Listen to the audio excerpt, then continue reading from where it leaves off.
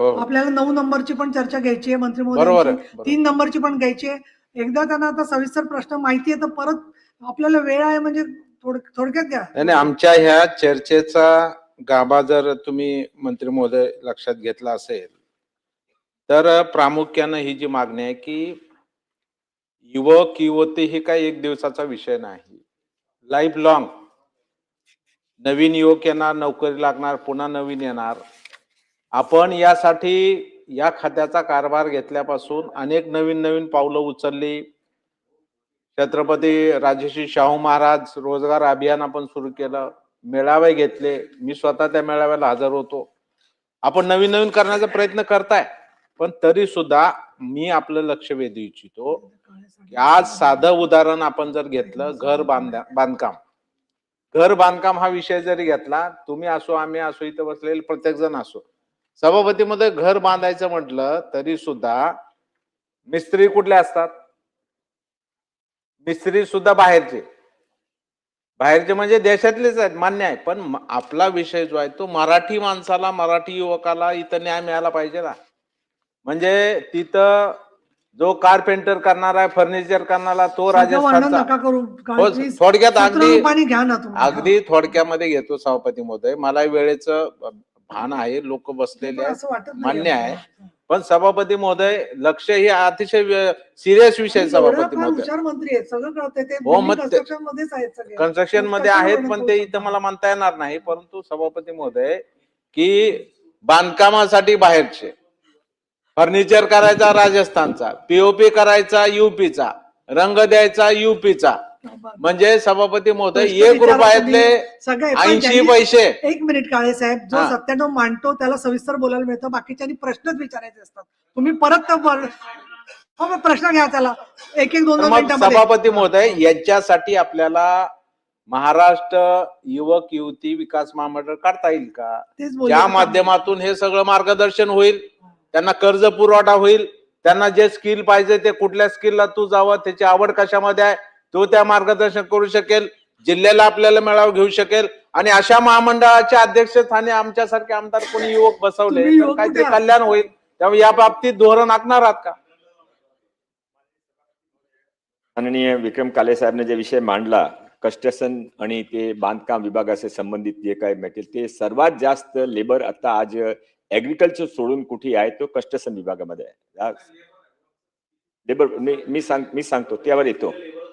आता 1-2 महिन्यापूर्वी माननीय मुख्यमंत्री देवेंद्र फडणवीस साहेबांनी एक मीटिंग घेतली होती आणि त्या मीटिंग मध्ये स्पेशल बाब म्हणून एक लेबर सेसचे आपल्याकडे 7-8 हजार करोड रुपये जमा आहे, तो त्यामधून त्याने 1,000 करोड रुपये आपल्या स्किल डिपार्टमेंटने देण्याचा निर्णय घेतला आहे, ते केलाय.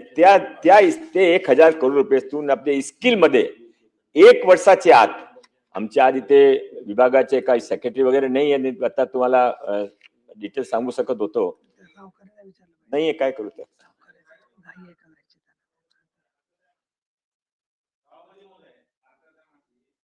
मंत्री महोदयाने स्वतः कबूल केले. सभापती एवढी महत्वाची चर्चा विषय इथं लागलेला आहे हे सगळ्यांना माहित असतं, अधिकाऱ्यांना पण माहित असतं.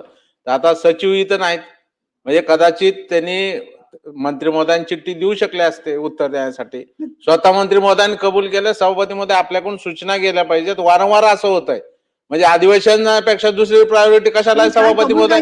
कबूल काय केलं त्यांनी माहिती सांगितली ना. नाही, सचिव इथं नाहीत. आता मी हातबलता म्हणणार नाही मी सभापती महोदय, त्यांनीच इकडे बघून सांगितलं सचिव इथं नाहीत, नसतं माहिती दिली असती. सभापती मध्ये आपल्याकडून निर्देश गेले पाहिजेत, अधिकारी कोण आहेत ते आम्ही कारवाई करा असं म्हणणार नाही. पण त्यांनी पण मंत्री चांगल्या स्वभावाच्या, त्याचा अर्थ गैरफायदा घ्यायचा नाही ना सभापती मध्ये. बिचारे ते बोलत नाहीत, रागवत नाहीत, त्याचा अर्थ कसंही वागणं असं नाही होत. बिचारे वगैरे नाहीयेत, बिचारे कुठले. माननीय सभापती महोदय, 4 महिन्यापूर्वी माननीय मुख्यमंत्री महोदयाने एक मीटिंग मध्ये हा निर्णय घेतला होता की लेबर सेसचे जे पडलेली रक्कम आहे, एक्स्ट्रा रक्कम, अतिशय माननीय सभापती महोदय चांगला निर्णय होता, मोठा निर्णय होता, इम्प्लिमेंटेबल निर्णय होता. पैसा अवेलेबल आहे, लोक अवेलेबल आहे आणि जॉब पण अवेलेबल आहे. ते जे सांगतात ते सत्य आहे. आपल्याकडे जॉब इथे महाराष्ट्रामध्ये जास्त आहे, किंवा फक्त कन्स्ट्रक्शन मध्ये, आयटी मध्ये पण, आयटीआयचे जॉब, आयटीचे जॉब, कुठेही जॉब आहे, पण जॉब कोणाकडे जाता? Out of Maharashtra. तर त्याचे कारण काय? त्याचे कारण आहे की आपला मुला मुलीने स्किलिंग करायची आहे, ते एकच गॅप आहे. तो ते गॅपसाठी माननीय मुख्यमंत्रीजीने ऑलरेडी 1,000 करोड रुपये लेबर्सची ते ट्रान्सफर करण्याचा निर्णय घेतलाय. ते निर्णयाच्या ऑर्डर पण काढल्या घेतलाय. आता आम्ही फॉलोअप करून ते पैसा आमच्याकडे आले, तर ते आम्ही निर्णय केला होता की जे काही महाराष्ट्रामध्ये रजिस्टर्ड लेबर आहे, मोठी संख्यामध्ये आहे, त्यांचे रिलेटिव्हने त्या बेनिफिट आपण कानूनी देऊ शकता, त्याशिवाय कोणाला देऊ शकत नाही. पण ते मोठी संख्यामध्ये आहे. तो हा एक वेळा सुरू झाला तर ते जे लेबर आहे ते लेबर आपला आता आज सुतार फिटरने माननीय सभापती महोदय 50,000 रुपये पर मंथची त्यांची इन्कम आहे. ते आपल्या मुला मुलीसाठी नाही आहे, तिथे बाहेर जातात. तुमची जे खंत आहे माझी पण खंत आहे. तर माननीय सभापती महोदय, हे आपण जे काय त्याने विषय मांडला ते विषय मी स्वीकार करतो. आणि कस्टर्सनसाठी आणि ते युवक युवती मांडलेले पूर्वी पण सांगितलं होता, ते माझ्या हातामध्ये नाही आहे. मी माननीय मुख्यमंत्रीजीकडे विषय ठेवून ते निर्णय घेतील. ठीक आहे, आता ही चर्चा संपवली आहे. माननीय वंजारी साहेब, मी पुकारली आपली सगळी